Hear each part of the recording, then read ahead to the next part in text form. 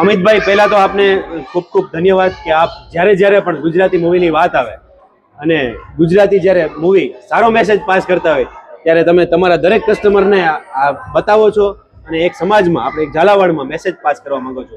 એના માટે ફરી હું તમને દિલથી ધન્યવાદ કહું છું. આપે પણ આ પિક્ચર નિહાળ્યું.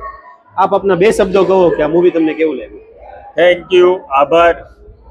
આજે ગુજરાતી ઇન્ડસ્ટ્રીઝ છે, ગુજરાતી મૂવીની, એનું હું છે ને પરિવર્તન જોઈ રહ્યો છું અને આપણા ગુજરાતના જે થિયેટર છે એમાં હું એક અદ્ભુત પરિવર્તન લાવવા માંગુ છું. એટલા માટે કે જે મૂવી પિક્ચરો વર્ષોથી નથી આવી રહ્યા આપણા આ થિયેટરમાં, એને હું લાવવા માંગુ છું અને આપણી સંસ્કૃતિને ઉજાગર કરે અને પરિવાર સાથે લોકો અહીંયા આવીને જોવે એવા મૂવી હું જોવા માંગુ છું, મારા ફેમિલીને બતાવવા માંગુ છું.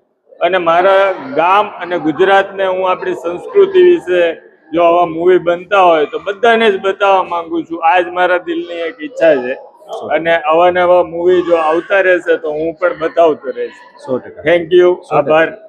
તો તમે જોયું કે અમિતભાઈનો શું મેસેજ છે. તો મારે ઝાલાવાડની દરેક જનતાને એક નમ્ર અપીલ છે કે આપ પણ આ દશેરા મૂવી જોવા આવો અને વધુ માહિતી માટે મારા પેજને ફોલો કરો અને દિલથી કહેતા રહો, આઈ લવ સુરેન્દ્રનગર.